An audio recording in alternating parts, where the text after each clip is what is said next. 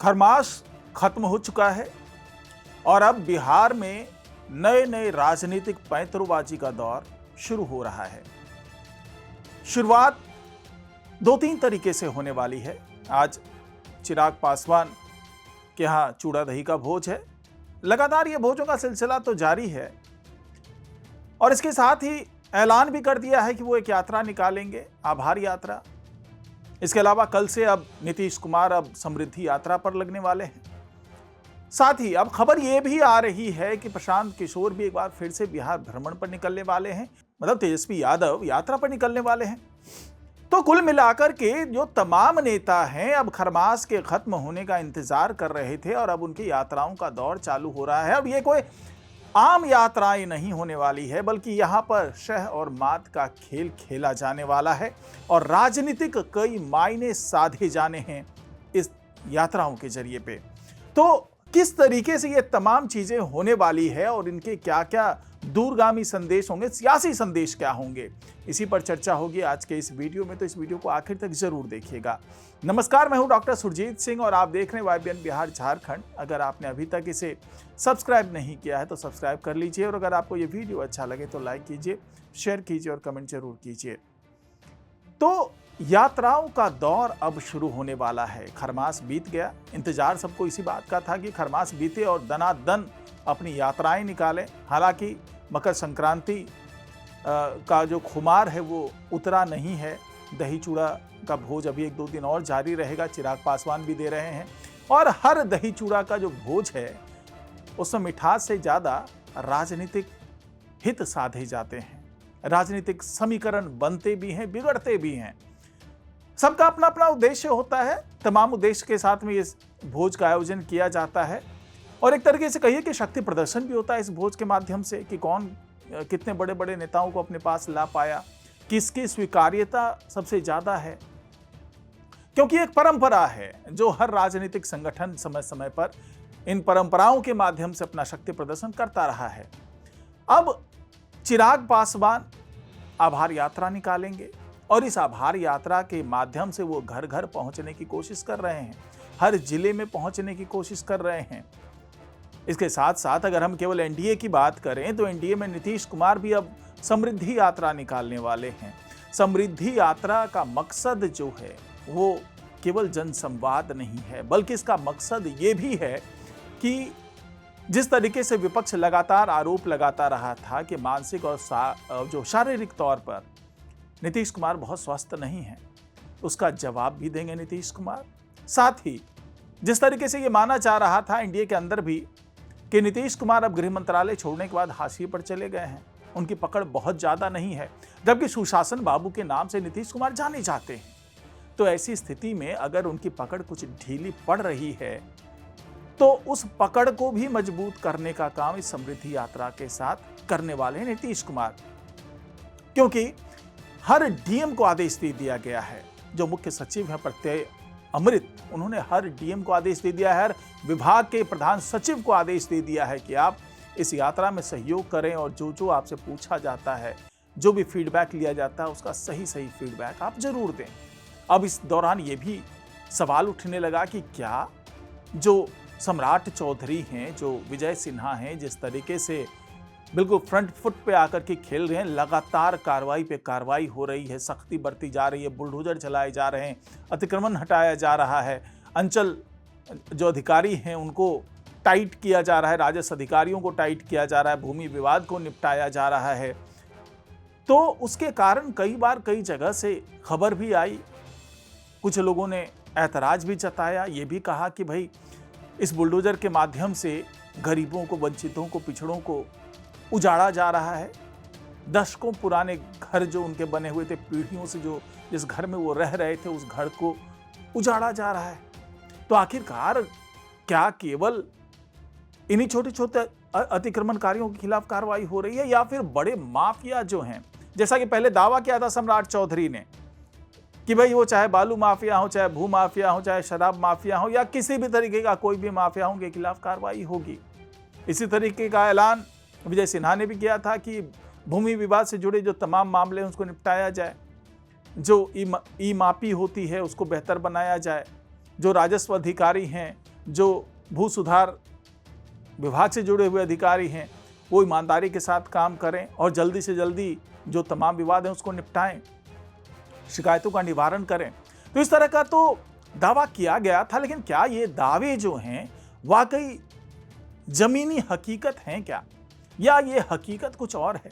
इसका भी फीडबैक लेंगे मुख्यमंत्री, क्योंकि वो जान रहे हैं कि जिस तरीके की हवा बह रही है और जिस तरीके से असंतोष फैल रहा है राज्य में, खास करके गरीबों के बीच में, जो गरीब तबके के लोग हैं इस ठंडी में खुले आसमान के नीचे सोने पर मजबूर हैं इन तमाम कार्रवाइयों के कारण, तो क्या वाकई ये गैर कानूनी तरीके से सरकारी ज़मीनों पर थे, या फिर अतिक्रमण हटाने की आड़ में कुछ और भी हुआ है? जो स्थानीय अधिकारी हैं उन्होंने कुछ मनमानी की है? क्या उन्होंने लोगों की सुनी नहीं? क्या उन्होंने पुनर्वास से पहले उन्हें उजाड़ दिया? क्या उनको जो वाजिब मोहलत मिलनी चाहिए उनको मोहलत नहीं मिली, कोई नोटिस नहीं दिया गया?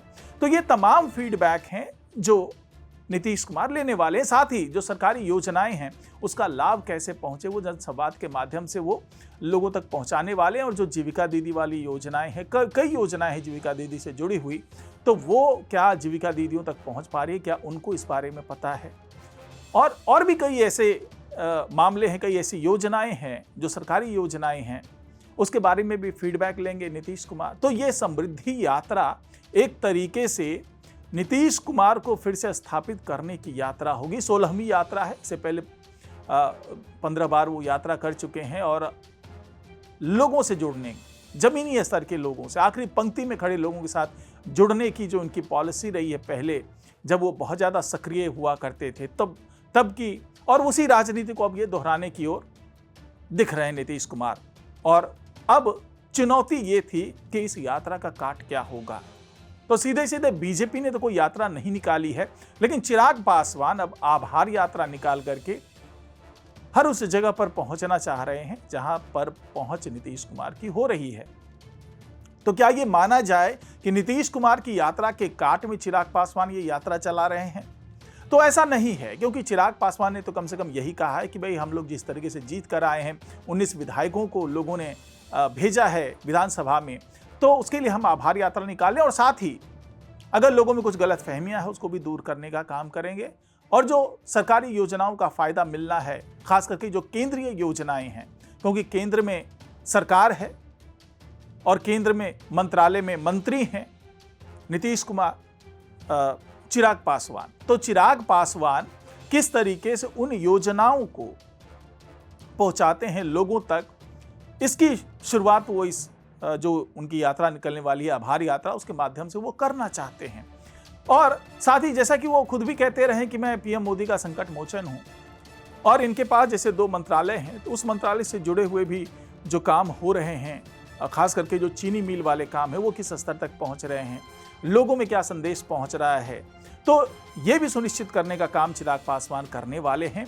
और साथ ही जो पिछड़ों की राजनीति करने की परंपरा रही है, खास करके जो एलजेपीआर जो उनके पिता रहे हैं दिवंगत रामविलास पासवान, वो भी बड़े मौसम वैज्ञानिक माने जाते थे, और साथ ही वो पिछड़ों की राजनीति, महादलितों की राजनीति के माध्यम से वो केंद्र तक अपने दबदबे को बनाने में कामयाब रहे थे। तो उन्हीं महादलितों की राजनीति जो विरासत में मिली है चिराग पासवान को, उसको साधने का काम वो आभार यात्रा के माध्यम से करना चाह रहे हैं, क्योंकि जो सवर्णों की राजनीति है वो अक्सर बीजेपी करती हुई नजर आई है।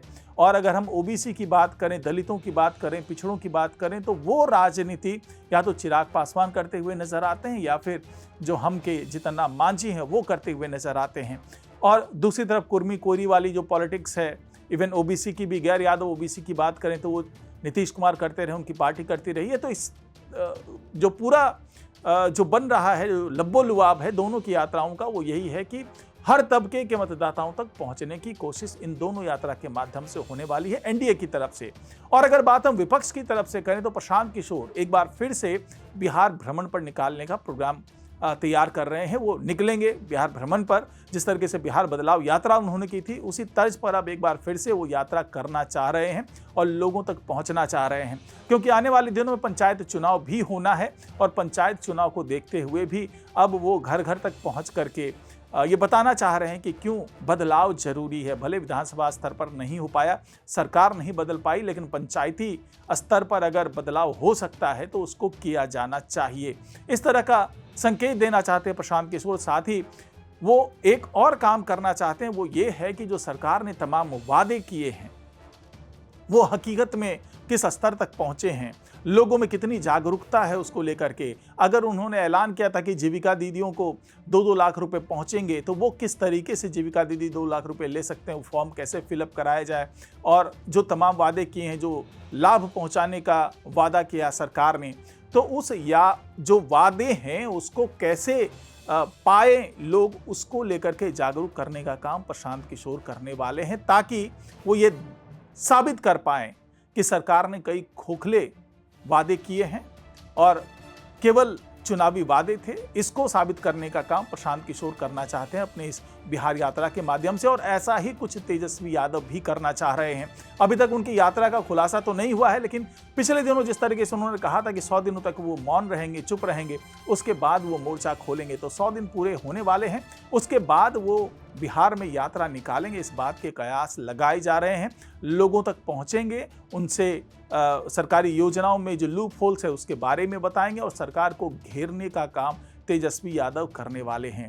और दूसरी तरफ अगर हम कांग्रेस की देखें तो वो तो अपने संगठन को बचाने की जुगत में लगी हुई है कि उनके जो 6 विधायक हैं वो किसी भी तरीके से पाला ना बदलने, और वो जो प्रदेश स्तर पर जो है सांगठनिक जो बदलाव है वो करने में जुटे हुए हैं। यहाँ तक कि आरजेडी भी उसी प्रयास में जुटी हुई है, बीजेपी भी उसी प्रयास में जुटी हुई, यानी कि ये तमाम दल जो है प्रदेश स्तर पर अपने संगठन को मजबूत करने की होड़ में लगी हुई है। दूसरी तरफ जो जेडीयू है वो भी इसी होड़ में लगी हुई है, और उन्होंने लक्ष्य रखा है कि 1 करोड़ सदस्य बनाए जाएं पूरे प्रदेश भर में। तो इस लक्ष्य के साथ भी वो लोग आगे बढ़ रहे हैं, यानी कि खरमास खत्म होते ही तमाम दांव पे चलाई जा रहे हैं, तमाम पैंतरेबाजी हो रही है, तमाम तरीके से राजनीतिक जो जद्दोजहद है, जो राजनीतिक होड़ है वो लगी हुई है सभी दलों के बीच में। और आने वाले दिनों में देखा जाएगा कि कौन किस पर भारी पड़ता हुआ नजर आता है।